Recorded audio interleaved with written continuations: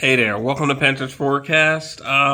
We had a great win Sunday against Falcons. I didn't really get to make a video after that game. I was in downtown Philadelphia at Drexel Square for Pokemon Go into the walled area. I also got this cool badge down there. Let's see if y'all can see it. Yeah, looks really cool. Yeah, like I said, it was a good win against the Falcons. But right now we're at our point where we're at the calm before the storm. I got some notes that I wanted to talk about the game against Atlanta, also against the San Francisco 49ers, who will be playing this Monday. I'll be flying that day from Philly down to Austin for Thanksgiving. But I should be able to catch some of that game, or I should land in Austin probably while the first quarter's probably going, and then I'll probably be able to catch the last remaining, and then I'll probably upload a video that Monday night for the game against the 49ers. But one of the things I just wanted to talk off first is the Panthers fan. The Panthers fans have been very inconsistent this year. One moment they're jumping down, XL. The next moment they're jumping down on Bryce. The next moment, they're panicking and stuff. And I just think that Panthers fans, we gotta relax. Right now we got 6 wins. I think that's the same as we had last year. And it's just weird with certain Panthers fans. We'll beat the Packers, but then people will then call Jordan Love trash, and then they'll try to diminish that victory. But the Packers are a good team. We have to celebrate that, or else we'll beat the Cowboys, or who else did we beat? Let me look at our schedule. I know we beat the Cowboys, and then the Dolphins we beat. And we'll just sort of, I guess, diminish those wins, or we'll talk about, how, Chuba's not this or that, but then in the beginning of the year, everybody was big on Chuba, and I'm seeing too many like inconsistencies with the Panthers fans. We gotta, we can't be like too quick to like, I would say throw like harsh criticism at our players. It's great to see XL against Atlanta do the dollar bill. This season's about to get tough, and I just don't like sort of the like fair weatherness I'm seeing with some of the Panthers fan. We're making progress. Obviously we're 6-5. It took us towards the end of the year to get 6 wins. And even if we like lose out, which is still possible, the 49ers, although I looked at the NFL rankings, and we're not really too far off from the 49ers. I looked at it through via Fox Sports of their NFL rankings. Almost every like statistic, whether it's like red zone defense, total defense, pass defense, rushing defense, we're not too far off from the 49ers, so that's pretty close. Now, the other teams will be playing, they do sort of range away from us. I think Seattle and the Rams, I think, in like maybe defensive or red zone defenses, they're a bit better than us. And then with the Buccaneers, I know the Buccaneers have to have a better passing offense, so than what we have. But we just got to lock in. I think Panthers fans need to lock in. We need to, not be, it's just crazy. When we lost to the Saints, everybody was talking about we got to get rid of, Bryce, and is Bryce our quarterback, and just dogpiling them. And then, we have this game against the Falcons where Bryce throws for a franchise record of 448 yards, and now I just sort of get tired of seeing the sort of like on and off. Like we're a good team. We're potentially a team that can maybe catch a team off guard. Maybe if we make it to the playoff, you can have some teams like I'll be straight up and be honest with you. If we were to play the Eagles in the playoffs, I do think that there's a chance that we could upset them. I do think that there's a chance that we could. Now we get to play the Rams. Now the Rams are another playoff team that could also possibly make the Super Bowl and be in the NFC Championship. I actually think we can. We're going to see them after the 49ers, but I do think that we could potentially have a competitive game against the 40 the Rams. But I just think that the Panthers fans, we got to start locking in and not jumping the gun and crying, failing, down in some of the teammates, and then having these videos out on YouTube, just criticizing you, because these players see that too. So we got to stick with our team. It's crazy, man. I started this year saying that, like, hey, and you can watch some of my old videos. I felt that our route to the playoffs would be through winning our division. I didn't think that we were going to outright, be a 13 and or a 14 or 15 win team. But if you listen to some of these people, it's almost like they expected us to be a 14. I think we could possibly do that next year, depending on how our draft and our free agency go next year. We could possibly be a double digit, like at least like maybe 11 win 10. I think next year that's more the possibility. This year we're supposed to be more of a divisional crown seeking team that could hopefully catch some of the top tier teams in the NFC off guard in the playoffs, because they underestimated us. But we have a punch, or we got a good like 1-2-3 combo to knock these Giants off the throne. So I just think that the Panthers fans, I just didn't like the inconsistency that I've been seeing this whole season with Panthers fans. But getting on to talking about the Atlanta game and what I saw. So I'm concerned about Bryce's health. He did get attacked. I think Bowman got a tackle on him in the first quarter that had him shaking up. And then there was obviously that Chandler Zavala moment where he stepped on Bryce on that fourth down that could have really cost us the game.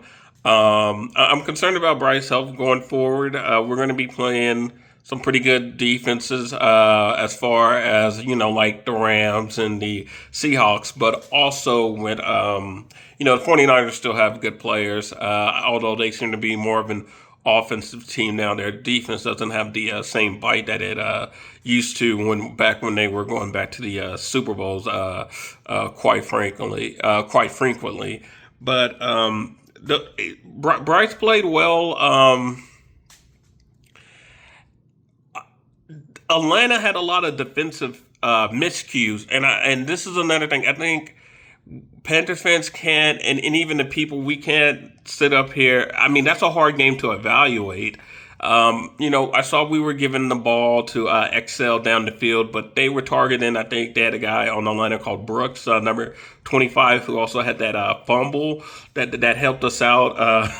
In the, I think that was in like the fourth quarter, he had a fumble trying to do a return. So I mean, Atlanta had a lot of miscues in that game. I mean, you could almost still say that Atlanta should have won that game. I mean, I would even say that Chandler Zavala, when Bryce Young was backing up, I believe that was a fourth down play. Bryce gets stepped on, he falls down, and you know what I'm saying? They were able to get a sack on him.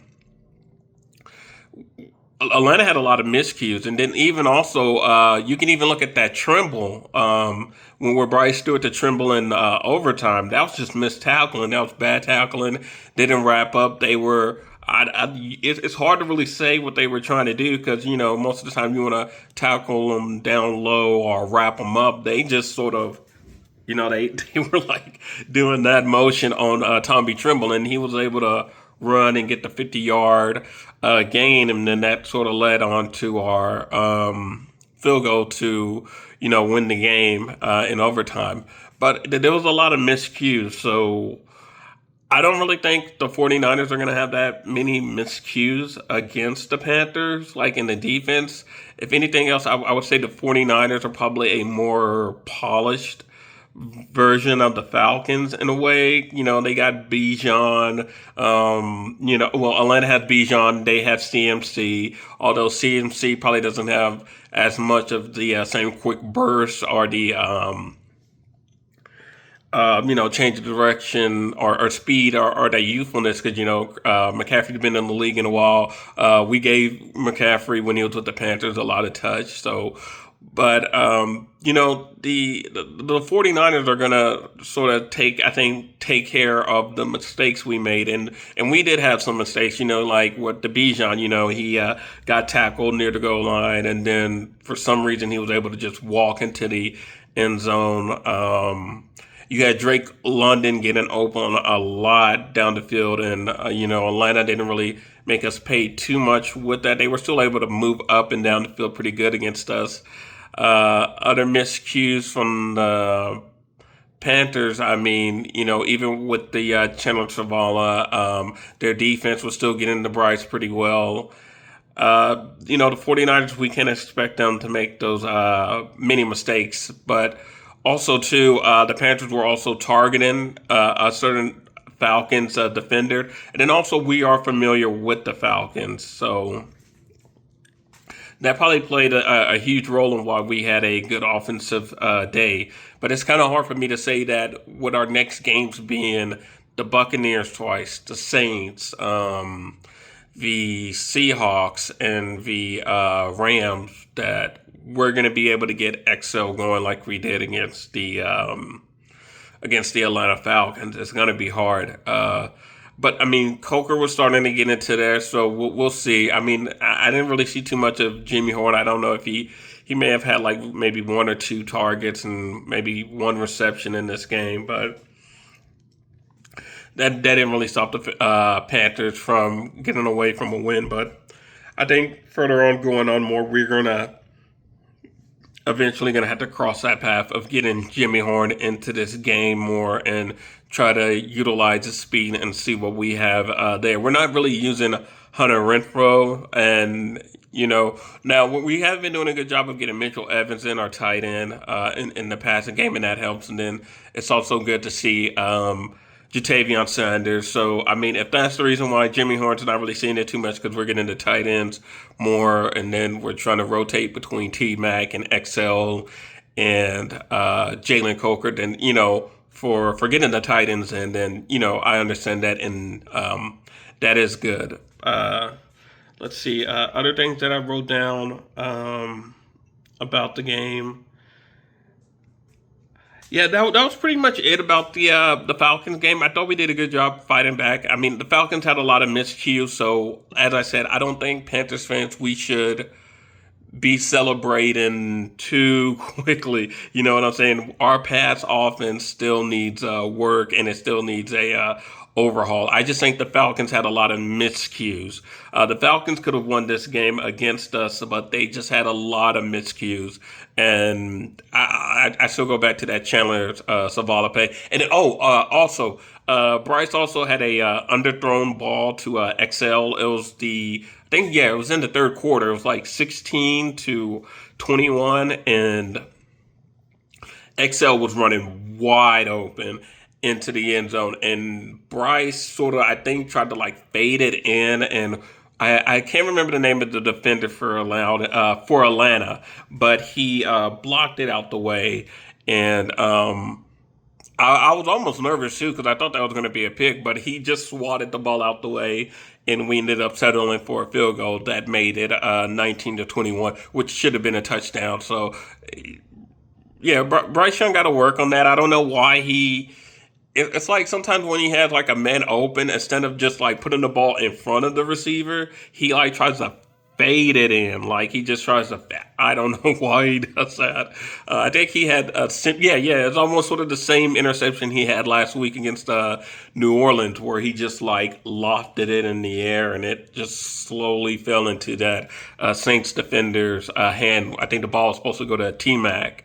So that was another concern I had about the game, and another thing I wanted to talk about. But the passing game against the Falcons, we got to be careful. The Falcons had a lot of miscues, a lot of missed tackles.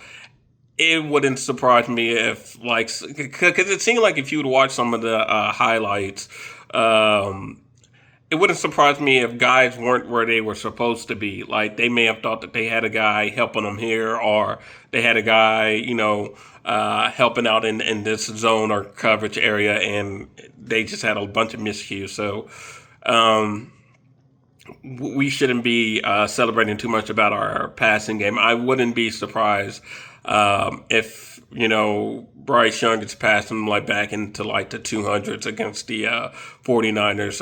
But that's the real test. That is the real test. So the thing I wanted to talk about with the 49ers, this game coming up on Monday, is basically we just got to stop, I think, Christian McCaffrey and George Kittle. George Kittle is probably going to be the game breaker in this game for the 49ers. And that's what I'm intrigued to see about the Panthers. I feel like we can do a good job against their wide receivers on the 49ers. Because I know they don't have like Devo or Brandon Ayu, and they just got Juwan Jennings. I think we should do a good enough job of keeping them in check. And then also to the 49ers, their offense is, I think it's running through Christian McCaffrey. I checked and I can check again, but I think, I know Christian McCaffrey is their leading receiver. I think he has like 700 yards or so, and then next is like Juwan Jenkins with like 300 or so yards. So I feel like our corners should do a good enough job, but it's going to come down to our linebackers and George Kittle. George Kittle could potentially have a good game. I know Trevin Wallace and Christian Roseboom are injured, and they may get to play or suit up, or we might have to put in another linebacker, and we can take a look at this linebacker to see if he can do a better job of covering some of these tight ends, because, a lineup, for whatever reason, they don't ever really hardly ever use, what's his name, Kyle Pitts, which is weird because I wanted Kyle Pitts at one point on the Panthers, but the Falcons hardly ever use Kyle Pitts. But the Saints, that big play where Tyler Slog, where he was running around and he threw it, that was to their tight end. So we had to be careful. So that's the main concern against the 49ers. Outside of that, we sort of rank similar. I think, like I said, the 49ers defense doesn't really have that same bite. They're a bit more offensive focused. They're a little bit different than what they used to be. But that's the main concern, is just making sure that we can tackle Christian McCaffrey. Because we were having issues with that with Bijan Robinson. And, Bijan and Christian McCaffrey are both like crafty running backs. So we have to get that under control. And then George Kittle, we have to have him covered because, we can't let him like game break the game because, George Kittle can catch the ball and he can move down the field and get extra yards and spark that offense. And then the last thing about the 49ers I want to watch up is just our defensive line against Brock Purdy. Can Nick Gordon and some of our other defensive players on the line, like Derek Brown or even DJ Wonnum, can get some pressure on Brock Purdy and get him running around and hopefully even contain him. It's almost similar than us playing Jordan Love. Like I think Jordan Love's a better passer, maybe probably like a better quarterback than Brock Purdy. Now I know Brock Purdy went to the Super Bowl and he almost had the Kansas City Chiefs defeated before the overtime loss, but I'm being honest when I think that I think Brock Purdy's still a good quarterback. So I'm not trying to say that he's horrible, but I just think Jordan Love's better. But we did a good job of keeping up with Jordan Love, and I think we can do a good job. And even with Josh Allen, like when the game was competitive, it wasn't like Josh Allen. I mean, now we were making hell of a mistakes against the Bills, and then, that caused, at that point, Josh Allen didn't have to do anything. But when the game was competitive against the Bills, we were getting to him. And I think we also did a good job with their tight end. I think Dalton Kincaid, I think we did a good job while the game was competitive against their tight end. But, Yeah, but back to Brock Purdy. I do think that if our defense can contain him, keep him away from making like a few plays outside the pocket, and if we can keep George Kittle, and CMC in check, we could possibly win this game. And then also too with the 49ers, I think we're a game out of the playoff picture, but the 49ers are that next spot above us. So if we win, we'll switch spots with them. And then also the Buccaneers. So Sunday night, the Buccaneers will be playing the LA Rams, who we will be playing next after the San Francisco 49ers. So this is about to be like a revolving door. This is about to be an interesting week for the Panthers, which brings me to the Storm. So, like I said at the beginning of this video, we're in the quiet of the storm, but the storm is about to start picking up. The waves are about to start get choppy. You're gonna have rogue waves. You're gonna have lightning. It's gonna be crazy. So let me pull up our schedule right now over here on the side, and I don't want to see it like that. Wait, here we go. There. So we got the 49ers, and as you heard me said, the 49ers are ahead of us. They're in the playoff picture with the last wild card spot. And if we beat the 49ers, then we'll take their spot. But next after that, we have the Rams, who I think the Eagles. The Eagles are the number one team in the NFC, I believe, and then the Rams are probably second or third. They're probably second. And yeah, this is actually a good picture to see where we're at. Now the unfortunate thing is that Bryce is a little banged up. I kind of wish he was more healthy because either one of these games, you're not so much the 49ers, although I don't want to jinx us, but like the Rams, the Seahawks, the Saints play good defense. So, you want Bryce to make it through there. And this is a good litmus test. And this is probably one of Bryce's, this is his moment. This is his moment to show, if he's the franchise quarterback, if he's not, or, this is that moment because you got the Rams who are a Super Bowl favorite contender. You got the 49ers who are, a playoff spot ahead of you. They're in the playoffs. And then, we got the Saints, and the Saints are a feisty team. That's why I knew that the Saints could possibly beat the Panthers. Even though their record doesn't really say it, they're still a feisty team, and they can still catch the Panthers slipper, and it's a divisional game, so they're familiar with us. You got the Seahawks, the Seahawks, and wait a minute. Okay, so the Seahawks are playing us in Carolina. Now, if that was in Charlotte, that would have been a good game to see, us play on the road in Seattle. I kind of wish it was in Seattle, and then we finished off our last game at Buccaneers, so we don't get that at with Seattle's, but we get it at Tampa Bay, and that could be a game that decides whether do we get the divisional crown or do we make it to the playoffs? What is that? That'd be like either week 18. That week, the last week. That last game of our schedule against the Buccaneers at Tampa, that's either going to be for the crown, that's either going to be for us to stay alive in the playoffs. So this is the storm. These last 6 games are the storm. And it's time to see if, Bryce Young can lead us. And, Bryce is our franchise quarterback. And however this shakes out, I know we got our guy. And, we'll talk about the draft and the free agency later on. Every now and then, I can't lie. I'm going to bring it out. I'm going to be like, hey, we need to get this part. I've done this in previous video. But, yeah, this is a storm, man. Like this is, without a doubt, the storm. And, with these games, we're about to figure out, this year what kind of team we have, and this is what it's made about. So, I'm happy. 6-5, right there on the cusp of the playoffs, and you got these 49ers, the Rams.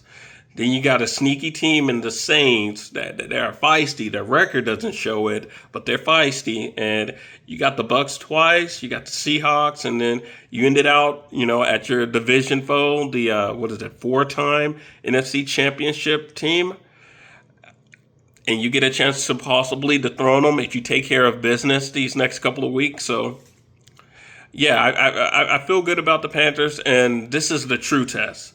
This is the true test right here. These next 6 games are. I'm excited for them, and to be honest, I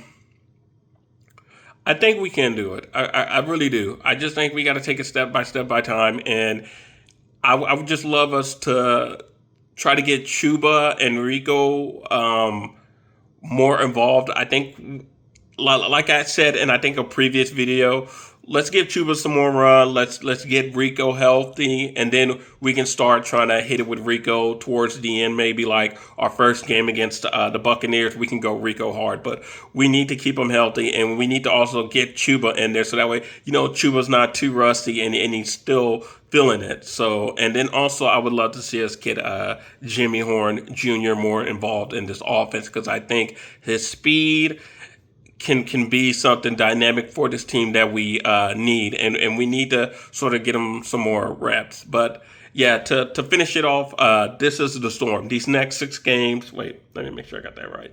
Yeah, these next 6 games are the Storm.